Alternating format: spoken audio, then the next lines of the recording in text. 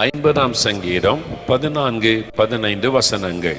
நீ தேவனுக்கு ஸ்தோத்திர பலியிட்டு உன்னதமானவருக்கு உன் பொருத்தனைகளை செலுத்தி ஆபத்து காலத்தில் என்னை நோக்கி கூப்பிடு. ஆண்டவர் சொல்லுகிறார், நீ உன் தேவனுக்கு ஸ்தோத்திர பலியிட்டு உன்னதமானவருக்கு உன் பொருத்தனைகளை செலுத்தி ஆபத்து காலத்தில் என்னை நோக்கி கூப்பிடு. 15ஆம் வசனத்தினுடைய தொடர்ச்சி 14ஆம் வசனத்தில் முதலாவது எழுதப்பட்டிருக்கிறது. 14-15 2 வசனத்தை சேர்த்து தான் வாசிக்கணும். தனியா 15வது வசனத்தை வைத்துக்கொண்டு ஆபத்து காலத்தில் கூப்பிடுன்னு சொன்னீரே, அப்படி சொல்ல முடியாது. முந்தின வசனத்தை கவனிங்க. நீ ஸ்தோத்திர பலியிட்டு பொருத்தனைகளை செலுத்தி ஆபத்து காலத்தில் என்னை நோக்கி கூப்பிடு. அப்போ 14ஆம் வசனத்துல 2 காரியம் சொல்லுகிறான். நீ என்னை நோக்கி கூப்பிடணும்.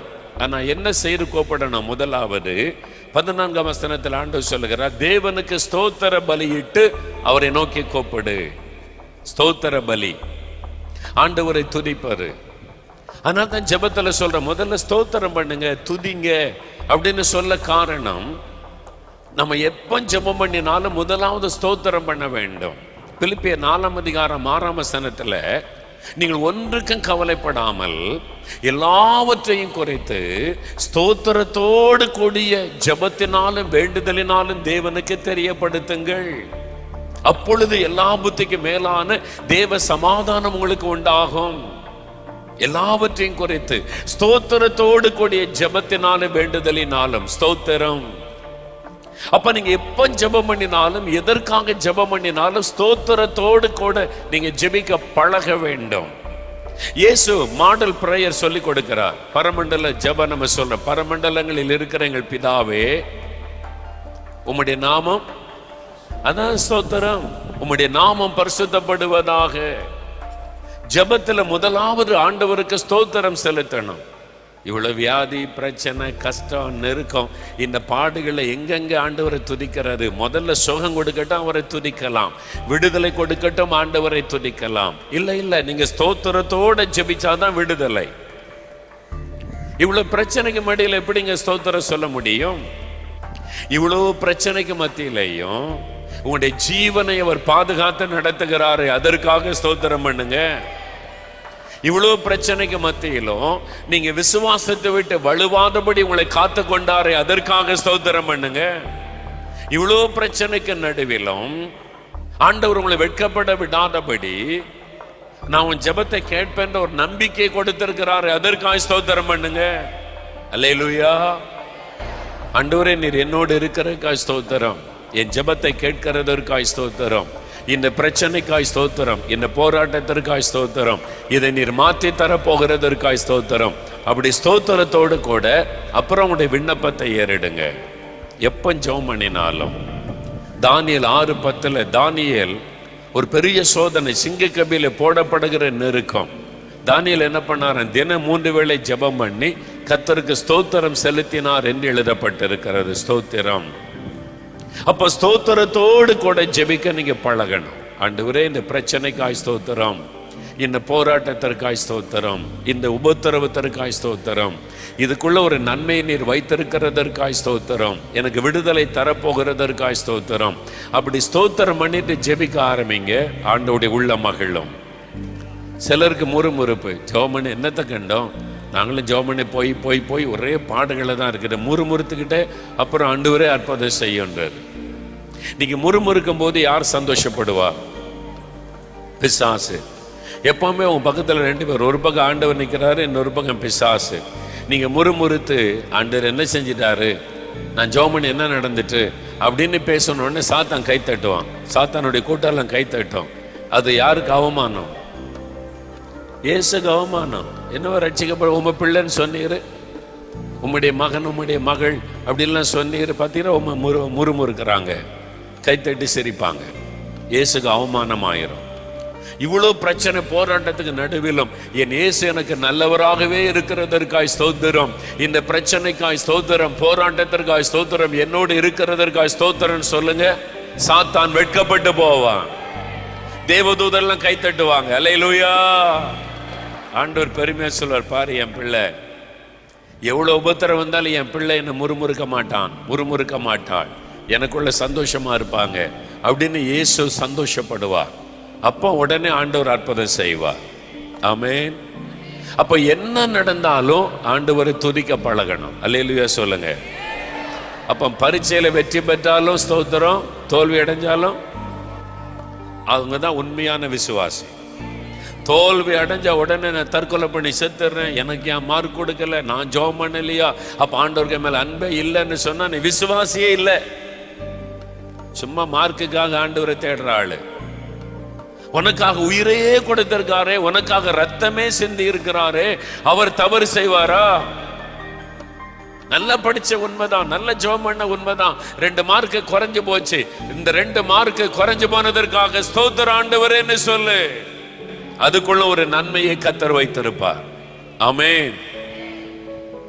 அவர் சகலத்தின் நன்மைக்கு ஏதுவாய் நடத்துகிற தேவன். அதனால எல்லாவற்றிற்கும் ஸ்தோத்திரம் சொல்லுங்க. ஸ்தோத்திரத்தோட ஜெபம் பண்ண பழகுங்க. ஆண்டவரே எனக்கு இப்படி ஒரு நல்ல வாய்ப்பை கொடுத்தீரே ஸ்தோத்திரம். எல்லாத்துக்கும் ஸ்தோத்திரம் பண்ண பழகுங்க. ஒரு தண்ணி குடிச்சா கூட இந்த தண்ணிக்காக ஸ்தோத்திர ஆண்டவரேன்னு குடிங்க. சாப்பிட உட்கார்ந்து அந்த சாப்பாட்டுக்காக ஸ்தோத்திர ஆண்டவரேன்னு சொல்லுங்க. எத்தனை பேருக்கு சாப்பிட கொடுத்து வைக்கல, உங்களுக்கு அந்த சாப்பிடக்கூடிய அந்த நல்ல ஆரோக்கியத்தை, அந்த பாக்கியத்தை கர்த்தர் தந்திருக்கிறார். ஆண்டவரை துதிங்க. இந்த வீட்டுக்காக ஸ்தோத்திர ஆண்டவரேன்னு சொல்லுங்க. ஒரு பஸ்ல ஏறினீங்கன்னா இந்த பஸ் எனக்கு பிரயாணம் பண்ண கொடுத்தீரே உமக்கு ஸ்தோத்திரன்னு சொல்லுங்க ஆண்டவர்கிட்ட. நான் அப்படி ஒவ்வொன்றுக்கும் ஆண்டவரை துதிப்பேன். ஒவ்வொரு சின்ன சின்ன சின்ன காரியத்துக்கும் ஆண்டவரை துதிக்க பழகுங்க. பிரயாணத்தில் போறீங்க, பஸ்ஸில் கொஞ்சம் தூரம் போனோன்னே இதுவரை பத்திரமா கொண்டு வந்தீர ஸ்தோத்திரன்னு துதிங்க. அடுத்தாப்புல உங்களை பத்திரமா கர்த்தர் கொண்டு போவா. எல்லாத்துக்கும் ஸ்தோத்திரம் சொல்லுங்க. ஆண்டவரே எதுக்காக ஸ்தோத்திரம், எனக்கு நல்ல நண்பர்களை தந்திருக்கிறீரே உமக்கு ஸ்தோத்திரம். ஒவ்வொன்றுக்கும் ஆண்டவருக்கு நன்றி ஸ்தோத்திரம் சொல்லி ஜெபிக்க பழகுங்க. ஸ்தோத்திரத்தோடு கூடிய ஜெபம். முறுமுறுத்துக்கிட்டே ஜெபம் பண்ணக்கூடாது. ஆண்டவரை குறை சொல்லிக்கிட்டே ஜெபம் பண்ணக்கூடாது. ஸ்தோத்திரத்தோட ஜெபிக்கணும். அப்போ ஆண்டவர் உங்களுக்கு விடுதலை தருவார். ஆமென். அல்லேலூயா. மூன்றாவதாக கடைசியாக ஆண்டவர் சொல்றாரு, உன் தேவனுக்கு ஸ்தோத்திர பலியிட்டு உன்னதமானவருக்கு உன் பொருத்தனைகளை செலுத்தி கர்த்தரை நோக்கி கூப்பிடு. பொருத்தனைகளை செலுத்தி கூப்பிடணுமா? பொருத்தனை, உன் பொருத்தனைகளை செலுத்தி கர்த்தரை நோக்கி கூப்பிடு. பொருத்தனைன்னா நம்ம ஒரு ஈஸியான பொருத்தனை இருக்கு, செலவே இல்லாத பொருத்தனை தான் நம்ம பண்ற பொருத்தனை. என்ன பொருத்தனை பண்ணுவோம்? ஆண்டவரே எனக்கு சுகம் கொடுத்துட்டா நான் அடுத்த மாசம் திறப்பின் வாசல் ஜெபத்தில் வந்து சாட்சி சொல்லிடுவேன். அதுக்கு ஏதாவது செலவு இருக்குதா? செலவே இல்லாத பொருத்தனை தான் நம்ம பண்றோம். விவரமான பொருத்தனை பண்றது, நான் சாட்சி சொல்லிடுவேன் மேடையில் ஏறி, அவ்வளவுதான். இந்த மாதிரி பொருத்தனை அல்ல. அன்னாள் ஒரு பொருத்தனை பண்ற பாருங்களேன். 1 சாமுவேல் 1ஆம் அதிகாரம் 11ஆம் வசனம் வாசிக்க கேட்போம். சேனைகளின் கர்த்தாவே, தேவரீர் உம்முடைய அடியாளின் சிறுமையை கண்ணோக்கி பார்த்து உம்முடைய அடியாளை மறவாமல் நினைத்தருளி உமது அடியாளுக்கு ஒரு ஆண் பிள்ளையை கொடுத்தால் அவன் உயிரோடு இருக்கும் சகல நாளும் நான் அவனை கர்த்தருக்கு ஒப்பு கொடுப்பேன். அவன் தலையின் மேல் சவரகன் கத்தி படுவதில்லை என்று ஒரு பொருத்தனை பண்ணினாள். அன்னாள் ஒரு ஜெபம் பண்ணுகிறாள். தேவ சமத்திலிருந்து அழுது ஜெபம் பண்ணுகிறா. ரொம்ப மனதை ஊற்றி ஜெபம் பண்ணுகிறாள்.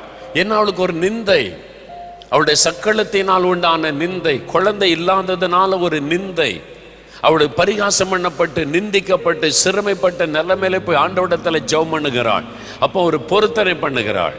என்ன பொருத்தனை பண்ற பாருங்க. ஆண்டவரே எனக்கு ஒரு குழந்தையை தந்துட்டா என் குழந்தைய கூட்டிட்டு போய் ஊர் ஊரா நான் சாட்சி சொல்லுவேன், சர்ச்சில் போய் ஒரு நேரம் சாட்சி சொல்லிடுறேன் அப்படின்னு பொருத்தனை பண்ணாளா? நம்ம அப்படிதான் பொருத்தனை பண்ணோம். குழந்தைய கொண்டு போய் மேடையில போய் சாட்சி சொல்லிடுவோம். ஆண்டவரே செலவே இல்லை பார்த்தீங்களா? ஆனா அன்னாளுடைய பொருத்தனை கவனிங்க. ஒரு ஆண் பிள்ளையை கொடுத்தால் அந்த ஒரு ஆண் பிள்ளையை நான் உமக்கே கொடுத்து விடுவேன். அல்லேலூயா. ஒரு ஆண் பிள்ளையை நீர் கொடுத்தால் அந்த ஒரு பிள்ளையை நான் உமக்கே தந்து விடுவேன். நீர் கொடுக்கிற அந்த ஆசீர்வாதத்தை நான் உமக்கே கொடுத்து விடுவேன். அப்ப அவளுடைய உள்ளத்தினுடைய வேதனை என்ன? அவள் மலடி என்று நிந்திக்கப்படுகிறாள், பரிகாசம் பண்ணப்படுகிறாள். அந்த நிந்தை மாறினால் போதும். அதுக்காகத்தான் ஜெபம் பண்ணுகிறாள். இந்த நிந்தை மாறணும். அதனால் அவள் ஒரு பிள்ளையை தாரும், அதை உமக்கே தந்து விடுகிறேன். 2 கேட்டிருக்கலாம். இல்லை ஆண்டவரே 2 பிள்ளையை தாரோம், 1 உமக்கு 1 எனக்கு அப்படின்னு ஜெபம் பண்ணி இருக்கலாம். 2 பிள்ளையை தாரோம், 1 பிள்ளை உமக்கு கொடுப்பேன், 1 பிள்ளையை நான் வளர்த்துக்கிறேன். அண்ணா அப்படி சொல்ல, 1 ஆண் பிள்ளையை தாரோம், அதை உமக்கே தந்துடுறேன். ஆண் பிள்ளை என்று குறிப்பா கேட்கிறா பாருங்க. அப்போ அண்ணாளுக்கு பெண் பிள்ளை என்ன பிடிக்காதா? அப்படி கிடையாது. பெண் பிள்ளைகளை கொண்டு போய் ஆலயத்தில் விட முடியாது ஊழியத்துக்கு. நீ ஆண் பிள்ளைன்னா தான் சர்ச்சில் கொண்டு விட முடியும், அன்றைக்கு ஆலயத்தில் ஊழியத்துக்காக. பெண் பிள்ளைகள் போய் ஆலயத்தில் ஊழியம் செய்ய முடியாது. அதனால தான் கேட்கிறா, 1 ஆண் பிள்ளையை தாரும், அதை உமக்கே நான் தந்துருவேன். சொன்ன மாதிரியே பொருத்தனையை நிறைவேற்ற அந்த பிள்ளை பால் மறந்த உடனே கொண்டு வந்து ஏலிகிட்ட கொண்டு வந்து, இது கத்தர் கொடுத்த குழந்தை, நான் பொருத்தனை பண்ண குழந்தை, ஊழியத்துக்கு வைத்து கொடுங்கள் என்று கொடுத்து விட்டாள். எல்லாரும் அறிந்த ஒரு சம்பவம். அவள் பொருத்தனை பண்ணி ஜெபம் பண்ணினாள். பாருங்களேன், 1 ஆண் பிள்ளையை தாரும், உமக்கே தந்துடுறேன். ஆண்டவர் என்ன பண்ணாரு? 1 ஆண் பிள்ளையை முதலாவது கொடுத்தார். அதோடு நிறுத்திட்டாரா? நீங்க தொடர்ந்து வாசித்து பாருங்க. 2ஆம் அதிகாரத்தில் அன்னாளுக்கு ஆண்டவர் பல குழந்தைகளை கொடுத்தார். அல்லேலூயா, அல்லேலூயா.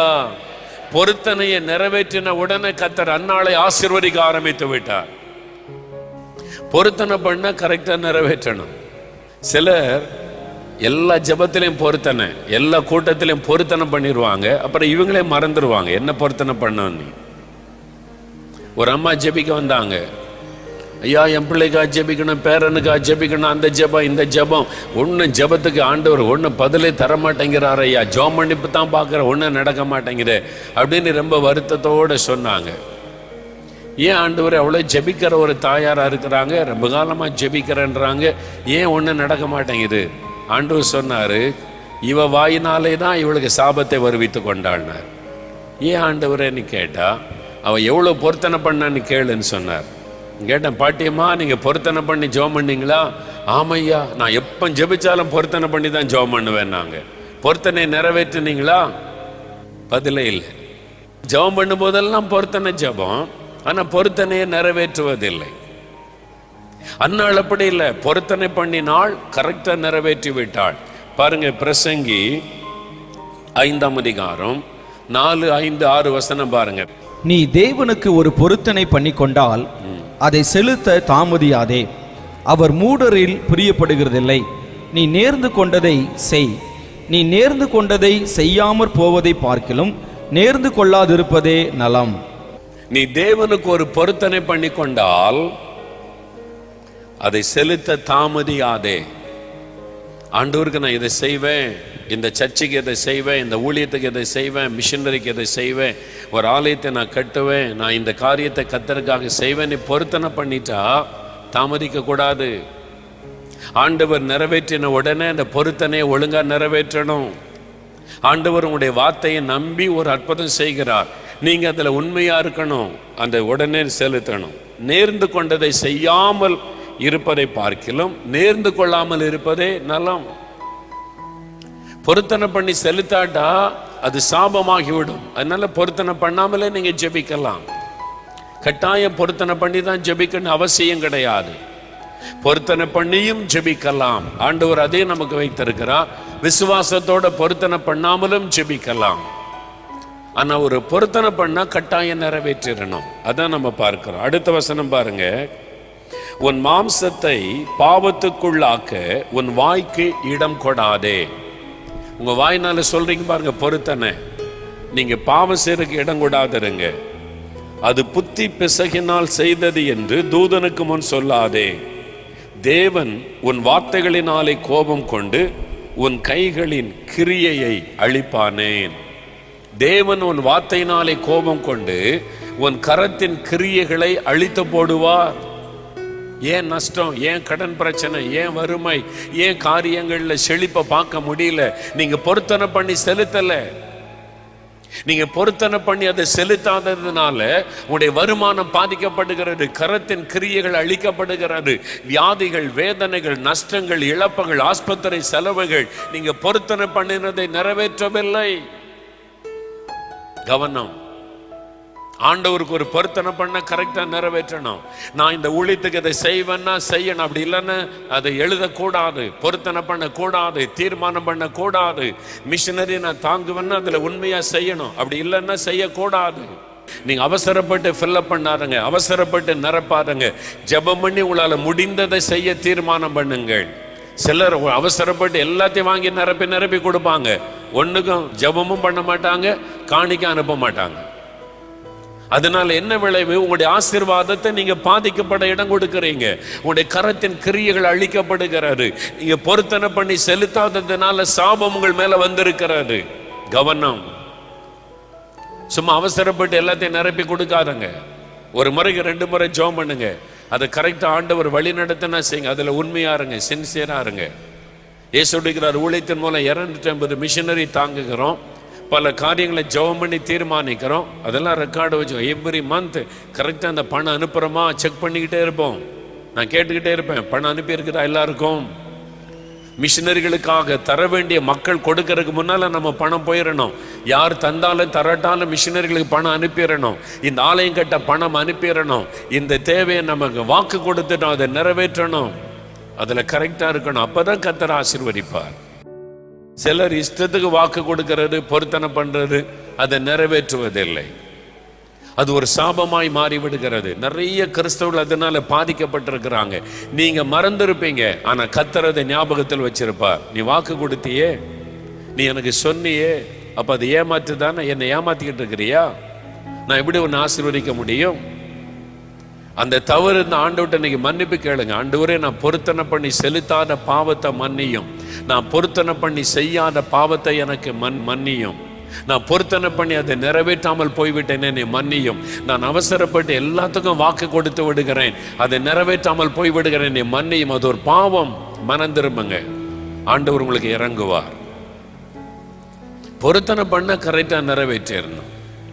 யாக்கோபு ஒரு பொருத்தனை பண்றார் பாருங்களேன். யாக்கோபுடைய பொருத்தனை ஆதியாகமம் 28ஆம் அதிகாரம் 22ஆம் வசனம் பாருங்க. ஆதியாகமம் 28:22, நான் தூணாக நிறுத்தின இந்த கல் தேவனுக்கு வீடாகும், தேவரீர் எனக்கு தரும் எல்லாவற்றிலும் உமக்கு தசம பாகம் செலுத்துவேன் என்று சொல்லி பொருத்தனை பண்ணி கொண்டான்.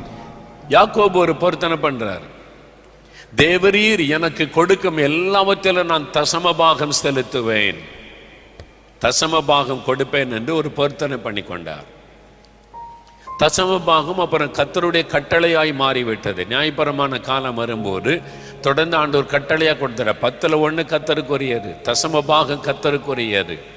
ஒரு தீர்மானம். யாக்கோபு தசம பாகத்தை கர்த்தருக்கு கொடுப்பேன்னு பொருத்தனை பண்ணினார். அதனுடைய விளைவு என்ன தெரியுமா? அவர் ஒரு கோலோட போகிறார். திரும்பி வரும்போது பிள்ளைகள், சொத்துக்கள், ஆடுகள், மாடுகள், ஒட்டகங்கள், கோடிக்கணக்கான மதிப்பான சொத்துகளோடு திரும்பி வருகிறார். கர்த்தர் அவரை ஆசீர்வதித்தார். அந்த பொருத்தனையில உண்மையாய் இருந்ததுனால, தசம பாகத்தை கர்த்தருக்கு கொடுத்ததுனால, தசம பாகம் கர்த்தருக்குரியது. சிலர் இருக்கிறாங்க, வயல் நிலத்துல விளையுது, தேங்காய் வெட்டுறீங்க, தென்னந்தோட்டத்துல தேங்காய் பறிக்கிறீங்க. 1000 தேங்காய் பறிச்சா கூட 2 தேங்காய் சர்ச்சு கொண்டு வருவாங்க, பிள்ளைகள் கொண்டு வரும். கர்த்தருக்கு முதல் பலனை கொண்டு வந்தோம், சர்ச்சில் கொண்டு வந்து வைப்பாங்க. 2 தேங்காய் அல்லது 5 தேங்காய் வைக்கிறத பெருமையாக கொண்டு வந்து வைப்பாங்க. கர்த்தர், நாங்கள் தோட்டத்தில் இன்னைக்கு தேங்காய் வெட்டினா முதல் பலன் கர்த்தருக்கு. அங்கே 1000 தேங்காய் வெட்டியிருப்பாங்க. 1000 தேங்காய்னா தசம பாகம் எத்தனை? 100 தேங்காய் வரணும் கர்த்தருக்கு. ஆனால் அங்கே கொண்டு வர்றது 2. அதை பெருமையாக கொண்டு வந்து வைப்பாங்க, நான் கர்த்தருக்கு கொடுக்குறேன்னு. 100 தேங்காய் கொடுக்க வேண்டிய இடத்துல 2 தேங்காய் கொடுத்தா மீதி 98 தேங்காயை திருடி இருக்கிறீங்கன்னு அர்த்தம். யாருக்கிட்ட?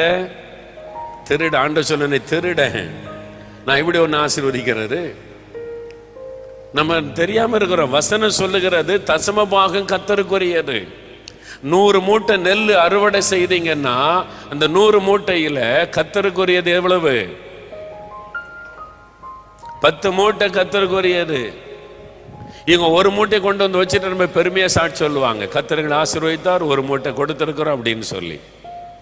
மீதி 9 மூட்டை திருடி இருக்கிற. கர்த்தர் சொல்லுவார், நீ திருடன், கள்ளன், நீ திருடனா இருந்துகிட்டு என்கிட்ட வந்து நடிக்கிறியா? இதான் ஆசீர்வாதம் இல்லை நிறைய பேருக்கு. தசம பாகம் கர்த்தருக்குரியது. அது வயல் நிலத்துல இந்த நெல்லா இருக்கலாம், தென்னந்தோட்டத்தில் இந்த தேங்காவா இருக்கலாம், அல்லது உங்களுடைய பழத்தோட்டத்தில் இந்த பழங்களாக இருக்கலாம், நீங்க வாங்குற சம்பளமா இருக்கலாம், உங்களுடைய வியாபாரத்தில் உண்டாகிற வருமானமா இருக்கலாம். லாபத்தை கணக்கு பார்த்து அந்த லாபத்தில் 10ல் 1 கர்த்தருக்குரியது. 10,000 ரூபாய் சம்பளம் வாங்குனீங்கன்னா கர்த்தருக்குரியது எவ்வளவு?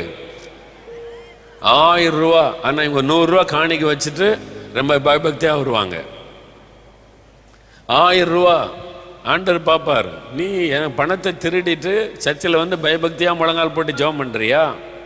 இதான் ஆசீர்வாதம் இல்லை. நிறைய கிறிஸ்தவ குடும்பங்கள்ல உங்களுடைய பிசினஸ்ல கணக்கு போன லாபம் வரவு எவ்வளவு, செலவு எவ்வளவு, மிஞ்சின லாபம் எவ்வளவு கணக்கு போட்டு லாபத்துல 10ல் 1 கர்த்தருக்கு. யாக்கோபு அவன் பொருத்தனை பண்ணி, நான் தசம பாகத்தை கர்த்தருக்கு கொடுப்பேன். தசம பாகம் கர்த்தருக்குரியது. வருமானத்துல செலவெல்லாம் கழிச்சிட்டு அந்த மிஞ்சின லாபத்துல தசம பாகம் கர்த்தருக்குரியது. அப்படி கொடுக்காட்டா அது திருடு, அது கர்த்தரை ஏமாத்துறதுன்னு அர்த்தம், கர்த்தர்கிட்ட திருடுறதுன்னு அர்த்தம். மல்கியா 3ஆம் அதிகாரத்தில் சொல்றார், நீங்க எல்லாம் என்ன வஞ்சிக்கிறீங்க. எதனால வஞ்சிக்கிறோம்னா தசம பாகத்துல காணிக்கையிலையும். அதனால கவனமா இருக்கணும். நம்ம பொருத்தனை பண்ணா கரெக்டா செலுத்தணும். தசம பாகம்னா 10ல் 1 தசம பாகம் கரெக்டா கர்த்தருக்கு செலுத்தணும். லட்சமா வருமானம் வரும். 1000 ரூபாய் காணி கொடுத்துட்டு ரொம்ப பெருமையா சொல்லுவாங்க, நானும் ஒரு மிஷினரி தாங்குறேன். ஒழுங்கா நீங்க தசமபாகம் கொடுத்தா உங்க மூலமா 10 மிஷினரி அனுப்பலாம். ஆனா ஒரு மிஷினரி அனுப்பிட்டு நாங்களும் மிஷினரி தாங்குறோம்னு சாட்சி சொல்லிக்கிட்டே இருப்பீங்க. கர்த்தர் பார்த்துக்கிட்டே இருப்பார். ஒரு நாள் அந்த ஆசீர்வாதம் எல்லாம் குறைய ஆரம்பிக்கும். ஏன் நமக்கு இது நடக்குது? ஏன் இந்த ஆசீர்வாதம் இல்லை? ஏன் விடுதலை இல்லை? யோசித்து பாருங்க. ஆண்டவர் சொல்றார், பொருத்தனை கரெக்டா இருக்கணும். கர்த்தருடைய வசனத்தின்படி நம்ம ஒப்பு கொடுக்கணும். வசனத்தின்படி வாழ அர்ப்பணித்துக் கொள்ளணும். தசம பாகம் கர்த்தருக்குரியது என்பதில் கவனமா இருக்கணும். உடைய வருமானத்துல கணக்கு போட்டு கர்த்தருக்கு கொடுத்துடணும். தசம பாகம் கர்த்தருக்குரியதுன்னு சொல்லி அது ஆண்டவர் சொல்லுகிறார். நீ தேவனுக்கு ஸ்தோத்திர பலியிட்டு நீ பொருத்தனைகளை செலுத்தி ஆபத்து காலத்தில் என்னை நோக்கி கூப்பிடு, நான் உன்னை விடுவிப்பேன், நீ என்னை மகிமைப்படுத்துவாய்.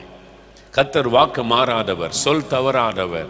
இன்றைக்கு ஆண்டவரிடத்துல சொல்லுங்க, ஆண்டவரே நான் உமக்கு ஸ்தோத்திர பலிகளை ஏறெடுக்கிறேன், நான் பொருத்தனைகளை கரெக்டாக நான் செலுத்துகிறேன், இந்த ஆபத்து நேரத்தில் கூப்பிடுகிறேன், எனக்கு ஒரு விடுதலை வேணும். இன்றைக்கு நீங்க கூப்பிடும் போது அற்புதம் நடக்க போகிறது. இப்பொழுது அற்புதம் நடக்க போகிறது. இந்த வசனத்திற்கு அர்ப்பணித்து நீங்கள் கூப்பிடும் போது அற்புதம் நடக்க போகிறது. விடுதலை நீங்கள் பெற்றுக்கொள்ள போகிறீர்கள். பிரியமானவர்களே, இயேசு கிறிஸ்துவின் நாமத்தில் நான் உங்களை வாழ்த்துகிறேன். ஆண்டவர் இந்த செய்தியின் மூலம் உங்களோடு பேசி இருக்கிறார். ஆபத்து காலத்தில் நோக்கி கூப்பிடு, நான் உன்னை விடுவிப்பேன். உங்களுக்கு வாக்கு கொடுத்து விட்டார். நீ எந்த ஆபத்தில் இக்கட்டில் இருந்தாலும் இன்றைக்கு உங்களுக்கு விடுதலை. ஆண்டவர் இந்த விடுதலை கொடுத்து உங்களை மகிழ பண்ண போகிறார். நீங்க வேணா பாருங்க, அற்புதமான மாற்றத்தை காண்பீங்க. ஆனா நீங்க அவரை நோக்கி கூப்பிடணும். அதான் ஆண்டவர், என்னை நோக்கி கூப்பிடு, என்னை நோக்கி ஜெபம் பண்ணு, பிரார்த்தனை பண்ணு அப்படின்னு ஆண்டவர் சொல்றார். இயேசுவே என்றவுடைய நாமத்தை சொல்லி கூப்பிடுவாரு. கூப்பிடும்போது ஸ்தோத்திர பலியிட்டு என்னை நோக்கி கூப்பிடுன்னு சொல்லி சங்கீதம் 50:14 ஆண்டவர் சொல்லி இருக்கிறார். நாம் ஜெபிக்கலாம். தகப்பனே, உம்முடைய வாக்கு தத்தத்தை நாங்கள் விசுவாசிக்கிறோம். ஆபத்து காலத்தில் என்னை நோக்கி கூப்பிடு, நான் விடுவிப்பேன் என்று வாக்கு கொடுத்ததை விசுவாசிக்கிறோம். இதோ இந்த குடும்பம், இந்த சகோதரன், இந்த சகோதரி, இந்த பிள்ளைகள் ஆபத்தான நிலைமையில் இருக்கிறாங்கப்பா. அவர்களோடு சேர்ந்த நானும் ஜெபிக்கிறேன். நீர் இந்த ஜெபத்தை கேட்டு அற்புதம் செய்ய போகிறதற்காய் ஸ்தோத்திரம். ஸ்தோத்திரத்தோடு கூட நாங்கள் இப்பொழுது ஜெபிக்கிறோம்.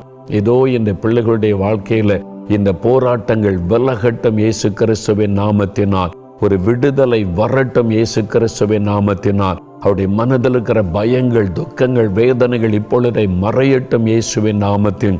வியாதியோட, பலவீனத்தோடு, ஆபத்தான சூழ்நிலையில இயேசுவே சுகம் தாங்க, விடுதலை தாங்க ஜெபிக்கிறாங்களே, உங்க தழும்புள்ள கரம் இப்பொழுது வைக்கப்படட்டும் இயேசு கிறிஸ்துவின் நாமத்தில். அந்த நோய்கள் விலகட்டும், அந்த மரண படுக்கைகள் இயேசுவின் நாமத்தில் மாறட்டும். ஐயோ, இது தீர்க்க முடியாத வியாதி என்று கலங்கி நிற்கிற பிள்ளைகளை பாரும். உம்மால் தீர்க்க முடியாத வியாதி ஒன்றுமில்லை. இயேசு கிறிஸ்துவின் நாமத்தில் இந்த நோய்கள் விலகி போகட்டும். சாப கட்டுகள் அறுக்கப்படட்டும். பொல்லாத ஆவி இந்த பிள்ளைகளுக்கு விரோதமாய் செய்கிற எல்லா பிசாசின் கிரியைகளும், தந்திர மந்திர வல்லமைகள் எரியட்டும் இயேசு கிறிஸ்துவின் நாமத்தில். அவைகள் எல்லாம் அழியட்டும். ஒரு விடுதலை வரட்டும்.